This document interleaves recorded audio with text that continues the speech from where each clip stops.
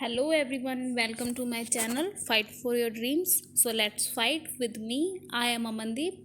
आज से हम राम लक्ष्मीकांत सर की बुक का फर्स्ट रिव्यू स्टार्ट कर रहे हैं, फर्स्ट चैप्टर स्टार्ट कर रहे हैं। ऐतिहासिक पृष्ठभूमि, सारा कंटेंट हमने एम लक्ष्मीकांत सर की बुक से लिया हुआ है, बस पढ़ाने का वे थोड़ा अलग है, समझने का वे थोड़ा अलग है। तो स्टार्ट करते हैं। ऐतिहासिक पृष्ठभूमि ये हमारे संविधान में क्यों ज़रूरी हो जाती है। जब हमने इतिहास के कुछ ऐसे एक्ट्स को अपने संविधान के अंदर शामिल कर लिया जिससे कि हमारा संविधान और अच्छा उभर कर आया, तो ये ऐतिहासिक पृष्ठभूमि, इतिहास के जो एक्ट थे वो हमारे लिए क्या हो जाते हैं, पढ़ने आवश्यक हो जाते हैं। ठीक है, तो अपने स्टार्ट कर रहे हैं। ये एक्ट लाए किसने थे? ये अंग्रेजों ने लेके आए थे। तो अंग्रेज आए कब? ये ब्रिटिश आए हमारे देश में 1600 ईस्वी में ईस्ट इंडिया कंपनी के रूप में, और आए क्यों थे? व्यापार करने के लिए आए थे। और इस ईस्ट इंडिया कंपनी को महारानी एलिजाबेथ प्रथम से चार्टर द्वारा भारत में व्यापार करने का विस्तृत एकाधिकार मिला हुआ था। कंपनी के अलावा, ईस्ट इंडिया कंपनी के अलावा इंग्लैंड की कोई और कंपनी भारत में आकर व्यापार नहीं कर सकती थी। ठीक है, कंपनी ने 1765 के अंदर बंगाल, बिहार, उड़ीसा के दीवानी जो मामले थे उनके अंदर हस्तक्षेप करना स्टार्ट कर दिया, यानी उनको अधिकार प्राप्त हो गए थे 1765 में। ठीक है, 1765 से पहले 1757 के अंदर प्लासी का युद्ध हुआ था। वैसे जो राजनीति इंटरफेयर्स जो स्टार्ट हो गए थे कंपनी के, वो 1757 से हो गए थे। 1757 में प्लासी का युद्ध हुआ था, जिसमें ईस्ट इंडिया कंपनी की सेना ने बंगाल के नवाब सिराजुद्दौला को हरा दिया था। ठीक है, तो सिराजुद्दौला को हराने के बाद में इन्होंने बंगाल, बिहार और उड़ीसा के दीवानी मामलों को अपने हाथों में ले लिया था। इसके तहत भारत में उनकी क्षेत्रीय शक्ति जो थी वो उनकी प्रक्रिया स्टार्ट हो गई थी, क्षेत्रीय शक्ति बनने की 1757 से स्टार्ट हो गई थी। ठीक है, और 1757 से 1857 तक, 1757 से 1857 की जो क्रांति हुई थी, 1857 की क्रांति तक कंपनी ने शासन किया। ठीक है, कंपनी ने शासन किया भारत पर। ठीक है, जब ये क्रांति हुई उसके जस्ट बाद में 1858 में जो भारत का जो राज था वो सीधे क्राउन के हाथों में चला गया। और ये कब तक चलता रहा? 15 अगस्त 1947 तक, भारत की स्वतंत्रता प्राप्ति तक अनवरत रूप से जारी रहा। ठीक है, भारत 1857 में सिपाही विद्रोह के परिणाम के बाद में जो ब्रिटिश राज ने भारत के शासन पर उत्तरदायित्व प्रत्यक्ष रूप से अपने हाथों में ले लिया था। पहले तो इनडायरेक्ट रूप से ब्रिटिश सरकार कंपनी के हाथों शासन करवा रही थी, लेकिन जब 1857 की क्रांति हो गई, जब थोड़ी परिस्थितियां खराब हो गई, तो क्राउन के हाथों में सीधा शासन चला गया भारत का। फिर स्वतंत्रता मिलने के साथ ही भारत के लिए संविधान की ज़रूरत हो गई। ठीक है, जब इसको अमल में लाने के लिए 1946 में एक संविधान सभा का गठन हुआ और 26 जनवरी 1950 को संविधान अस्तित्व में आ गया। ये संविधान जब लागू हुआ तो कुछ ऐसी विशेषताएं थी जो ब्रिटिश शासन से हमने ग्रहण की थी। संविधान के अंदर कुछ ऐसी विशेषताएं हैं जिसे हमने ब्रिटिश शासन से ही ग्रहण किया है। ठीक है, ब्रिटिश शासन में कुछ ऐसी घटनाएं थी जिसके कारण ब्रिटिश शासन का भारत में और भारत की सरकार और भारत के प्रशासन पर काफ़ी प्रभाव पड़ा है। तो भारत के संविधान को बनाने वाले थे कौन? भारत का संविधान बनाने वाले थे कौन? वही सब थे जिन्होंने भारतीय संग्राम के अंदर, भारतीय स्वतंत्रता संग्राम के अंदर अपनी अहम भूमिका निभाई थी, जिसके अंदर सबसे महत्वपूर्ण हमारे भारत का एकीकरण करने वाले सरदार वल्लभ भाई पटेल जो थे, वो उन्होंने अपनी महत्वपूर्ण भूमिका निभाई थी। ठीक है, सरदार वल्लभ भाई पटेल जी ने। तो वो अगर संविधान सभा में बैठ रहे हैं तो जब उनका योगदान भारत को जोड़ने में रहा है तो उनका प्रभाव भी संविधान में पड़ेगा ही ना। तो उन्होंने संविधान के पहले अनुच्छेद में ही बता दिया कि जो भारत है वो राज्यों का संघ है, भारत से कोई राज्य अलग नहीं हो सकते। ये डर था उनके मन में कि कोई राज्य बाद में अलग ना हो जाए, इसीलिए संविधान में पहले एक्ट में यही लिख दिया गया कि भारत जो है वो राज्यों का संघ है। ठीक है, उसके अलावा डॉक्टर भीमराव अम्बेडकर को हम सब जानते हैं। ठीक है, जिसे संविधान के पिता कहा जाता है जिन्हें, तो उन्होंने भी अपने उस वक्त में इन सब चीज़ों को फील किया था कि जो छोटी जाति के हैं, अनुसूचित जाति के लोग जो हैं वो पढ़ नहीं सकते, ठीक है, उनसे दुर्व्यवहार किया जाता था। तो इस सब से बचने के लिए उन्होंने मौलिक अधिकार शामिल कर दिए हमारे संविधान में, ठीक है। तो इन सब ने ये कहाँ से लिया, ये सब पहले भी तो था ही अंग्रेजों के टाइम में भी था। ये पुलिस है, आईएएस है, ठीक है, और ये जो अपना न्यायालय है, ये सब कहाँ से आया है, ये हमारा इतिहास ही हमने ये सब चीज़ें सीखी है। तो अपने स्टार्ट कर रहे हैं कंपनी के शासन से। कंपनी का शासन 1773 से 1858 तक। तो वैसे मैंने तुम्हें अभी बताया है कि 1757 से इनका राजनीति हस्तक्षेप स्टार्ट हो गया था, लेकिन अब 1773 से ही क्यों स्टार्ट करें? 1773 से यूँ स्टार्ट करें क्योंकि अब कंपनी ने इनके वर्क के अंदर इंटरफेयर करना स्टार्ट कर दिया था, कंपनी के वर्क में।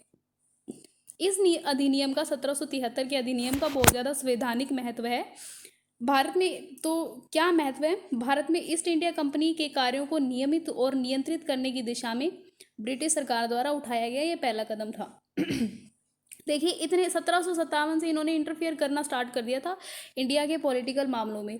तो 1773 में ऐसा क्या हो गया कि गवर्नमेंट को, ब्रिटिश गवर्नमेंट को इंटरफेयर करना पड़ा इनके काम में?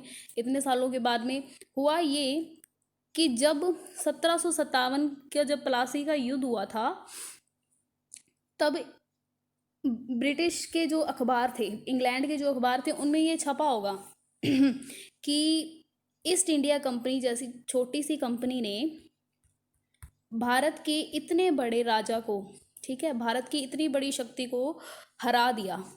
तो इनके पास में अपनी क्या हो गई? सेना हो गई, इतनी मजबूत सेना हो गई कि इतने बड़े देश के राजा को हरा दिया इन्होंने, सॉरी बंगाल के राजा को हरा दिया इन्होंने। तो क्या ये कंपनी ब्रिटिश सरकार के विरोधियों के साथ मिलकर ब्रिटिश सरकार पर हमला नहीं कर सकती? क्या ब्रिटिश सरकार को ये गिरा नहीं सकती? ये सोने की चिड़िया में बैठे हैं ये लोग, ईस्ट इंडिया कंपनी सोने की चिड़िया पर अपना अधिकार जमा लिया इन्होंने। तो ये स्ट्रोंग हो जाएंगे, है ना।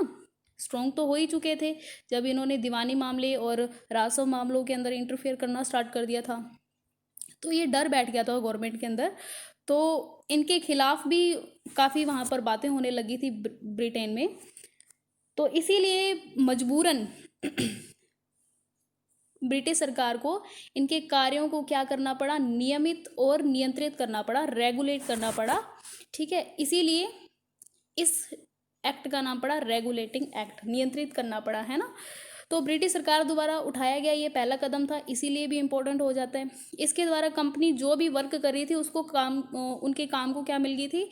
मान्यता मिल गई थी। प्रशासनिक काम जो कर रही थी और राजनीतिक काम जो कर रही थी उनको मान्यता मिल गई थी, क्योंकि अब इनको क्या रिपोर्ट देनी पड़ रही थी कंपनी को, जो ये काम कर रहे थे, तो मान्यता तो मिल ही जाएगी। इसके द्वारा भारत में केंद्रीय प्रशासन की नींव पड़ गई। अब केंद्रीय प्रशासन की नींव कैसे पड़ी? अब देखिए, सेंटर कहाँ पे है? ब्रिटेन में है। ब्रिटेन के अंदर सेंटर आ गया। अब सीधा वहां से भारत के ऊपर क्या हो रहा है? शासन हो रहा है। तो एक ही जना तो कर रहा है, तो ये क्या हो गया? इससे क्या हो गया? केंद्रीय प्रशासन की नींव पड़ गई, ठीक है। अब कोई और शासन नहीं कर रहा है, किसी और को शासन नहीं करने दे रहे हैं, सीधा क्या ब्रिटेन से ऑर्डर आ रहे हैं और ये ऑर्डर माने जा रहे हैं यहाँ पे गवर्नर जनरल के द्वारा। तो इस अधिनियम की विशेषताएं कौन कौन सी थी? इस अधिनियम द्वारा बंगाल के गवर्नर जनरल को क्या कहा जाने लगा? बंगाल के गवर्नर को बंगाल का गवर्नर जनरल कहा जाने लग गया, ठीक है। और उसकी सहायता के लिए 4 सदस्यीय कार्यकारी परिषद का गठन कर दिया। अब देखिए, बंगाल का गवर्नर है, बंगाल का गवर्नर। अब बोले कि अब जब ब्रिटिश सरकार ने इंटरफेयर करना स्टार्ट कर दिया तो बोले अब आप गवर्नर नहीं बोलोगे, गवर्नर जनरल बोलोगे, ठीक है। अब ये होगा आपका हेड, सबका हेड कौन होगा? गवर्नर जनरल होगा, जैसे अपने राष्ट्रपति होता है। और इसकी हेल्प करने के लिए सिर्फ 4 सदस्यीय कार्यकारी परिषद बनाएंगे हम, जो हेल्प करेगी किसकी? गवर्नर जनरल की। जैसे अपने राष्ट्रपति है, तो राष्ट्रपति की हेल्प करने के लिए प्रधानमंत्री की जो मंत्री परिषद होती है वही होती है ना, और मंत्री परिषद का हेड कौन है? प्रधानमंत्री होता है ना। तो राष्ट्रपति की हेल्प करने के लिए कौन है? मंत्री परिषद, मंत्रिमंडल जो है। तो उसी तरीके से बंगाल का गवर्नर जनरल एक प्रकार का राष्ट्रपति है, ठीक है। और इसकी हेल्प के लिए कौन है, 4 सदस्यीय कार्यकारी परिषद बिठा दी गई है ब्रिटेन की सरकार के द्वारा। अब देखो इसके इस अधिनियम से क्या हुआ, मद्रास, बम्बई, इन दोनों एरिया के जो गवर्नर थे ये बंगाल के गवर्नर जनरल के अधीन आ गए। अब ये राष्ट्रपति थे ना, गवर्नर जनरल, राष्ट्रपति हमने माना है। अब राष्ट्रपति के अंतर्गत कौन आते, गवर्नर आते हैं ना, जो हर एक स्टेट के अंदर होते हैं। तो अब ये बंगाल के गवर्नर जनरल के अंदर कौन से गवर्नर आ गए, मद्रास और बम्बई के। ओके, आई होप ये पॉइंट आपको समझ आ गया होगा अच्छे से। पहले ये जो प्रेसिडेंसी जो थी, इनके गवर्नर ये अलग अलग ही थे, ठीक है। सबसे पहले बंगाल के गवर्नर को गवर्नर जनरल का पद दिया गया, फिर इसकी हेल्प के लिए 4 सदस्य ही हमारी बैठक बिठाई गई, परिषद की बैठक बिठाई गई, और बंगाल के गवर्नर जनरल के अधीन मद्रास और बम्बई के गवर्नर को ला दिया गया, जैसे राष्ट्रपति के अंडर में गवर्नर होते हैं। इस अधिनियम के अंतर्गत 1774 में उच्चतम न्यायालय की स्थापना की गई, जिसमें मुख्य न्यायाधीश और 3 अन्य न्यायाधीश थे। 1773 में एक्ट आया जिसमें लिखा गया कि एक न्यायालय होना चाहिए जहाँ पे सभी को न्याय मिले। तो अगले साल ही 1774 में उच्चतम न्यायालय की कलकत्ता के अंदर स्थापना कर दी, ठीक है। इसके अंदर एक तो मुख्य न्यायाधीश थे ही, और उसकी हेल्प के लिए 3 न्यायाधीश हो गए। इसके तहत कंपनी के कर्मचारियों को निजी व्यापार करने और भारतीय लोगों से उपहार में रिश्वत लेने के लिए प्रतिबंधित कर दिया गया। अब ये जो कंपनी के अंदर जो कर्मचारी थे, तो कंपनी को क्या था, कंपनी को टैक्स नहीं देना पड़ता था, टोल नहीं देना पड़ता था, ठीक है। तो ये तो कंपनी को नहीं देना पड़ रहा था, लेकिन कंपनी के अंदर जो कंपनी के सेवक जो थे वो क्या कर रहे थे, वो अपना भी निजी काम चला रहे थे और वो भी टैक्स नहीं दे रहे थे, जिससे राजस्व में घाटा बढ़ रहा था, ठीक है। तो अब इन लोगों को कंपनी ने बोला कि गवर्नमेंट ने बोला कि अब जो कंपनी के अंदर जो कर्मचारी है वो अपना पर्सनल काम नहीं चलाएंगे और भारतीय लोगों से उपहार में रिश्वत नहीं लेंगे। तो अब देखो वो लोग बड़े चालाक थे, अंग्रेज बोलते थे कि जी गिफ्ट है, ये तो सीधे पैसे तो लेते नहीं थे, बोलते हैं कि चलो तुम्हारे मुझे 2 गाड़ियाँ गिफ्ट कर दो, मान लो 2 गाड़ियाँ गिफ्ट कर दो, या फिर कुछ और उपहार के रूप में बोलते हैं ये तो गिफ्ट दिया हमें, तो इन्होंने इनाम दिया है, तो बोले कि आप गिफ्ट भी नहीं लेने अब आपको, ठीक है। गिफ्ट के तौर पर रिश्वत लेने के लिए प्रतिबंधित कर दिया गया। इस अधिनियम के द्वारा कोर्ट ऑफ डायरेक्टर के द्वारा कंपनी की गवर्निंग बॉडी के माध्यम से कंपनी पर नियंत्रण स्थापित हो गया। देखिए अब गवर्नमेंट ने तो बोल दिया कि आपको ये सब करना नहीं है, तो ये इन सब की निगरानी करेगा कौन, कोर्ट ऑफ डायरेक्टर करेंगे। ओके,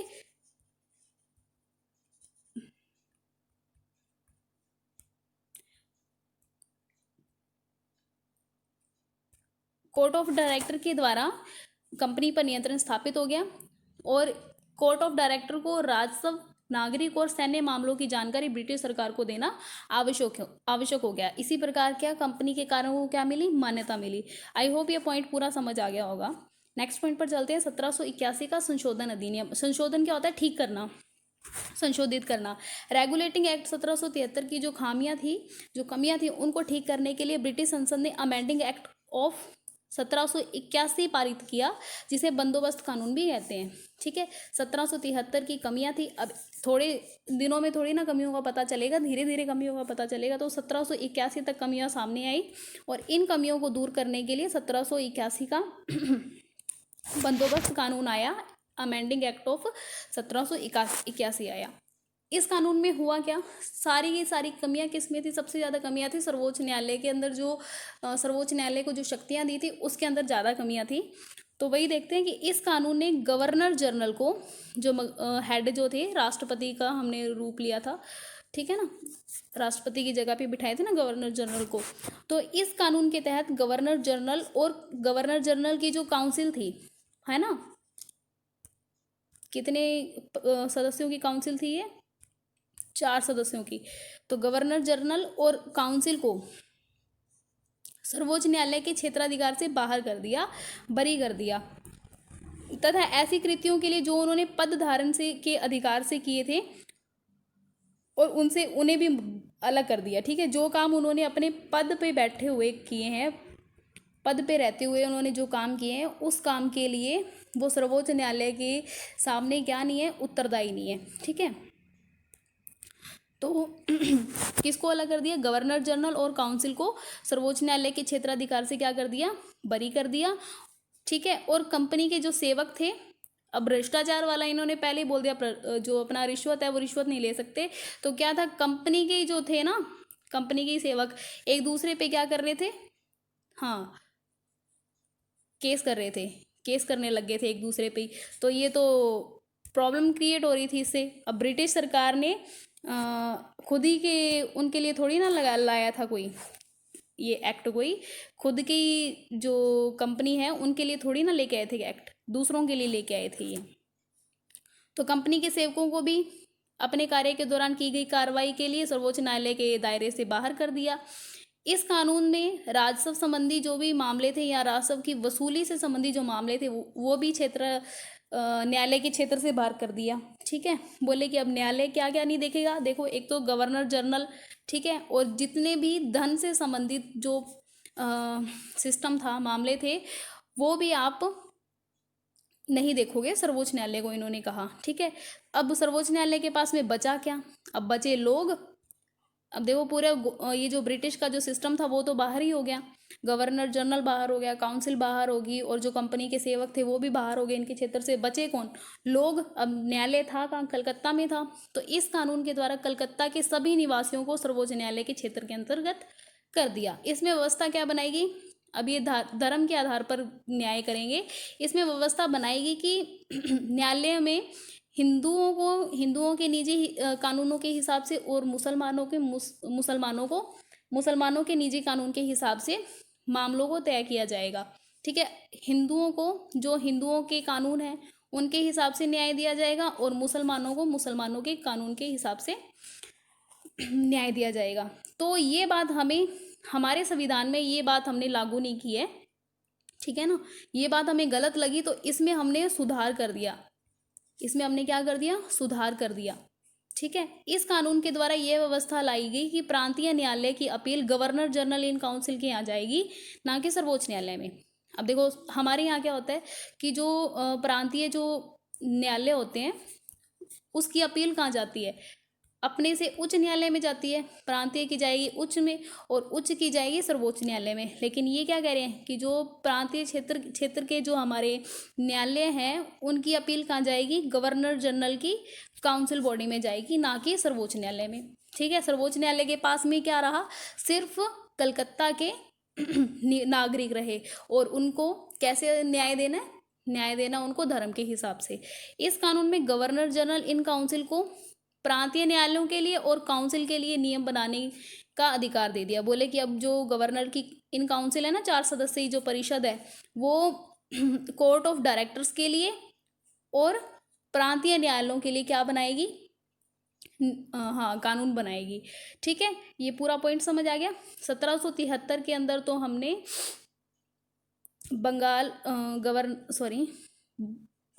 बंगाल के गवर्नर को गवर्नर जनरल का पद दिया। ठीक है, और 4 सदस्यीय उनके लिए परिषद का गठन कर दिया। ठीक है, बाकी जो मद्रास और बम्बई के जो गवर्नर थे वो बंगाल गवर्नर जनरल के अधीन आ गए। 1774 में उच्चतम न्यायालय की स्थापना कर दी। ठीक है, 3 अन्य न्यायाधीश थे। ठीक है, निजी व्यापार करने और रिश्वत लेने पर रोक लगा दी, और कोर्ट ऑफ डायरेक्टर के आधार पर के माध्यम से ब्रिटिश सरकार का कंपनी पर क्या हो गया, नियंत्रण स्थापित हो गया। ये था हमारा 1773 का रेगुलेटिंग एक्ट।